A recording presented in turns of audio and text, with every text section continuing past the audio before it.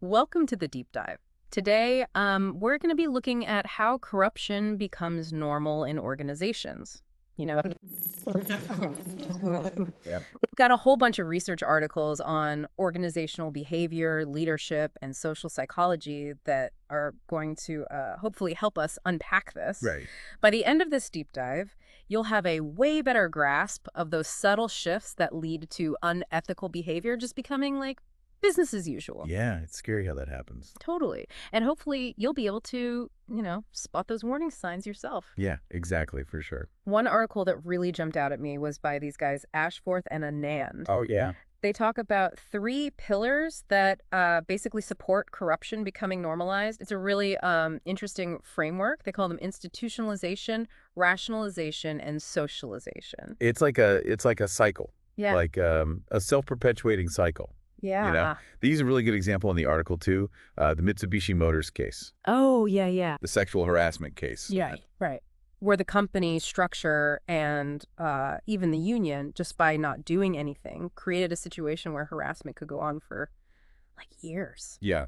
Unbelievable. It's not like that everybody involved was like intentionally being malicious or anything like that, but the systems and processes enabled this really bad behavior to become like deeply rooted. Oh, wow. Yeah. And it makes you think, right?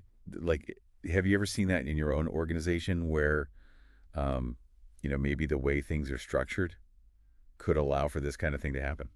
That's a really good question. Yeah, Sometimes it's easier to just, look the other way or justify bad behavior because of how things are set up. for sure. And that actually leads perfectly into the next pillar, rationalization. There's this quote from the article that I thought was really powerful.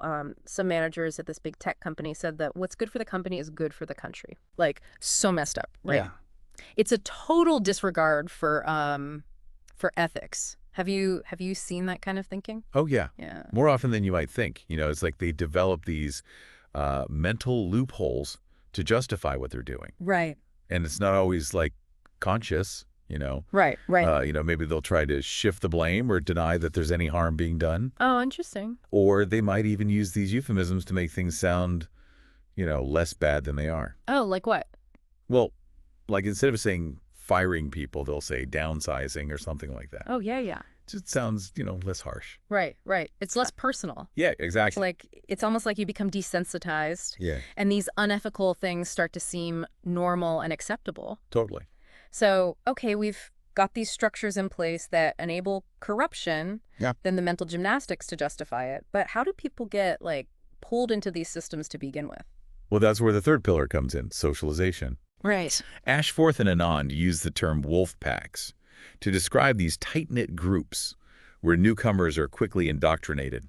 Oh, wow. So it's kind of like those exclusive little cliques that you see at work sometimes. Yeah. They have their own rules, their own reward systems, and they can really pressure people to conform, even if it means, like, going against their values. Exactly. Wow. It's not even just like observing the behavior. It's being, rewarded for taking part in it. Oh, wow. Mars and Ponemon, they did research on this, and they talk about how these groups use things like rewards and punishments and even, promotions to make sure that everyone conforms. Right. It makes it really hard for anyone to go against the group. It makes you wonder if it's even possible to resist that. Like, can you find meaning and purpose at work without getting sucked into all of that? Well, there's this study that gives me some hope. Okay. It's by Wisniewski, Dutton, and DeBaby. Mm-hmm. And they looked at hospital cleaners, which is a job that, a lot of people see as low status. Right. And they found that the cleaners actively looked for ways to find meaning and value in their work. They did. Wow. Yeah. That's pretty amazing. Yeah, they would like build relationships with the patients and try to, make a positive impact on their lives. Wow. It's really inspiring. It shows that, humans are always looking for meaning. Yeah. But in these corrupt systems, that search for meaning can get, like, twisted. Right. And it ends up supporting harmful actions. It's a reminder that even good people can get caught up in those systems. Totally. And that kind of brings us to another piece of this puzzle, right? Like, how do we decide whether to trust information, especially depending on, who's giving it to us? Right. Like, we're more likely to believe something if it comes from, like, a close friend than from a random stranger. Exactly. Right. The Men in Black article, they go into this, they have this relational model for how we assess information. Hmm. And they say that our relationships actually shape our judgment. Oh, wow. They outline 6 relational schemas, which are like these different ways of relating to the person who's giving you the information. Oh, okay. So, it's like colleague, rival, deviant, advisor, intruder, and enemy. Oh, right. Yeah. And each of those is going to color how you see the information that's being shared. So, like, if somebody we think of as an enemy tells us something, we're automatically more likely to be suspicious. Yeah. Even if it's true. Right. Wild. And then it gets even more complicated, right? Because then you have to factor in people's beliefs about, like, the systems that they're in. Oh, yeah. Like, if somebody believes that the system is inherently fair, they might not, They might not see the evidence. yeah, Or accept the evidence. of corruption. Yeah, exactly. Jost, Blount, Pfeffer, and Hunyadi, they did research on this, and it shows that people with this fair market ideology are less likely to accept evidence of unfairness or corruption. It's like they're blind to it. Yeah, kind of. It's like a self-defense mechanism to protect their worldview. Wow. So even if you show them proof of corruption, they might just, like, dismiss it Totally. because it doesn't fit with what they already believe. Right. And it just goes to show how hard it is to change the status quo. Oh, for sure. Even when you have clear evidence. Mm-hmm. And we can end up being complicit in that, even without realizing it. Oh, wow. Yeah. Which brings us to another really interesting area of research. Yeah. Cultural influences on attitudes towards work. Go, okay. Specifically, like, individualism versus collectivism. Right, right. Brockner found that people from more collectivist cultures are less likely to engage in social loafing. Social loafing, okay. Yeah, basically means like letting other people do the work, Oh, okay. you know.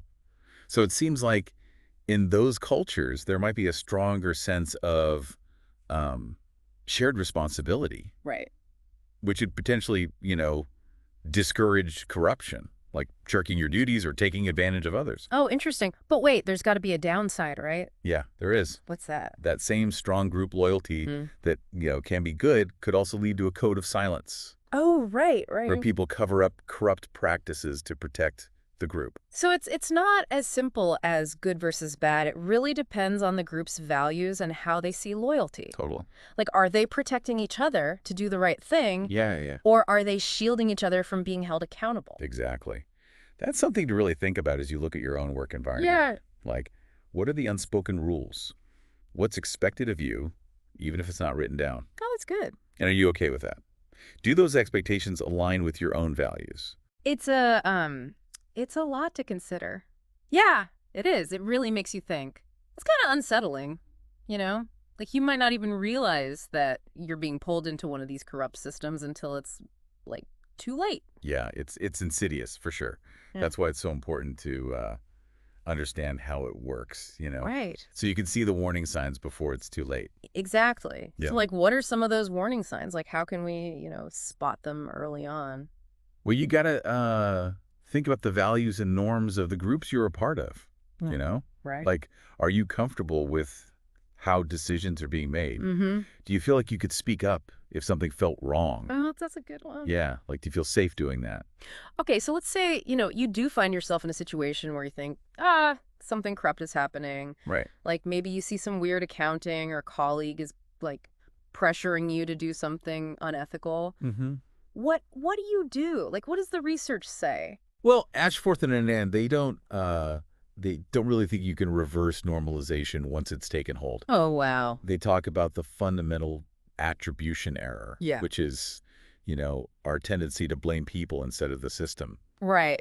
especially when something really bad happens. So it's like, it's easier to blame a few bad apples than to, admit that the whole system is messed up. Yeah, exactly. And that's why it's so tough to deal with, Right. Even if there's a problem and you want to fix it, you're often up against this, like, massive system that's just going to protect itself. It's like fighting a losing battle. Yeah, it can feel that way. And then there's, the whole thing about whistleblowing, which can be really risky Yeah, for sure. for the person who speaks up. The research is pretty clear on that, actually. Whistleblowers, they often get punished by their organizations. Right. Even when, the public is praising them for what they did. Right. Like, They're seen as a hero by some people, but they're also like totally It's ostracized. a tough spot to be in. Yeah. There's this quote that I remember from a whistleblower named Douglas Durand. He said, "The idea of suing as a whistleblower intimidated me. Nobody likes a whistleblower. I thought it would end my career." Wow. It just shows you like how much pressure they're under. Yeah, and how isolated they feel. It kind of goes back to what we were talking about before with those rationalizing ideologies, Right. when everyone's justifying the corruption. It's like speaking up against it means you're attacking the whole organization. You're going against the tribe. Yeah. So, like, are there any other options? Like, if you don't want to blow the whistle, is there anything else you can do? Honestly, the research doesn't give us like a clear answer. Right. It's complicated, Yeah. There's no easy fix. But just understanding how these psychological and social factors work is a good start. Okay. It helps you to, figure out the situation, assess the risks, and make better decisions. So it's about awareness, but it's also about empowerment, right? Yeah, I think so. Like knowing you have some control, even if it doesn't feel like much. Exactly. And you can use that power in different ways. Maybe you talk to a colleague you trust, Right. or you raise the issue through official channels, Mm-hmm.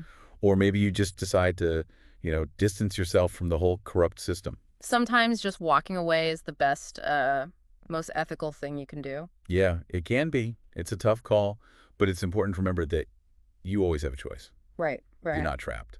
Okay. So it's not about like pretending that these systems don't exist. It's about knowing they're there and then making a conscious decision about, how you're going to handle it. Yeah, exactly. It's about understanding the Mm. challenges, but also knowing that we have the power to make choices, to Right. resist, and hopefully build better systems in the future. Speaking of building better systems, what are some things that organizations can do to, prevent corruption from even starting in the first place? We've talked about the individual level, but what about from like a leadership perspective?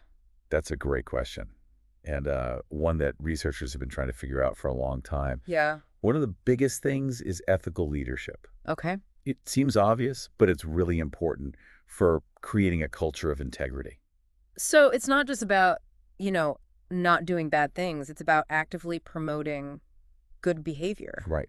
Ethical leaders, they walk the walk. Mm-hmm. They don't just talk about ethics. They actually live by those values Yeah. in their own decisions and actions, Yeah. and they make sure everyone else does too. They set the tone for the whole organization. Exactly. And it's not just about setting a good example. What else? The research shows that ethical leaders actually promote good behavior, like, rewarding people who do the right thing. Uh-huh.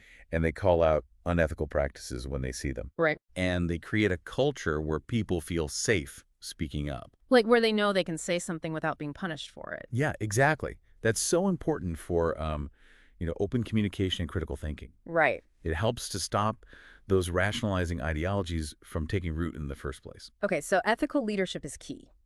But what about the structures and systems themselves? Like, can we design organizations in a way that makes corruption less likely? Yeah, that's a really interesting question. Ashforth and Anand, in their 3 pillars framework, they talk about transparency and accountability Okay. as being really important for preventing institutionalization. So, like, making sure that decisions are documented Yeah, and there are checks and balances to keep people from having too much power. exactly. And that's connected to the idea of distributed leadership, where everyone's responsible for ethical conduct, not just the people at the top. Oh, interesting. So it's like sunlight is the best disinfectant. Yeah, exactly. The more open and transparent we are, the less likely it is that corruption can take hold. Makes sense. And it's not just about stopping the bad stuff. Right. It's also about encouraging the good stuff. Absolutely. Remember those hospital cleaners? Yeah. They found meaning in their work by connecting with patients. Right. By making a difference in people's lives. Exactly. So it's about, letting everyone contribute to a culture of ethics, not just the leaders. Right. Right. Give everyone a chance to, do meaningful work and feel good about what they're doing. Yeah. And to feel valued for their integrity. It's like we're talking about changing how we think about organizations altogether. Yeah. Not just focused on like making money, but on having values and a real purpose. It's a big shift. It takes effort from everybody. Right. So, to wrap things up, what are the main takeaways for our listeners? What can they do, like in their own workplaces, to push back against this normalization of corruption? Well, the first thing is to remember that you're not just a bystander. You actually have a role to play, no matter what your position is. Okay. Be aware of, the systems and the dynamics and be willing to ask questions, Right. challenge assumptions. Mm-hmm. Speak up if something seems off. So, like, have the courage to be that one Yeah. voice. Even if it feels uncomfortable or risky. And remember, you don't have to do it alone. Right. You can talk to colleagues. Yeah. Mentors, Uh-huh. even Yeah. outside resources. There are, organizations and people who are fighting corruption and can support you. That's good to know. And we shouldn't forget about, just setting a good example ourselves. Oh, yeah. Like, even small things can make a difference, right? Absolutely. Inspire other people to do the right thing. Exactly. Lead by example. Okay. And if you're in a leadership position, remember to create a culture of transparency, accountability, and safety. So people feel valued and respected. Yeah, and empowered to speak up without, fear of getting in trouble. Exactly. Because at the end of the day, this fight against corruption is really a fight for a better world, That's a good way to put it. a more just and fair world. Totally. And that's a fight worth having. Well said. So that's it for our deep dive into the normalization of corruption. We hope you learned something that you can use in your own life Yeah. and work. Keep questioning, keep challenging, Mm-hmm. and keep trying to build organizations that are worthy of our trust. Thanks for listening, everybody.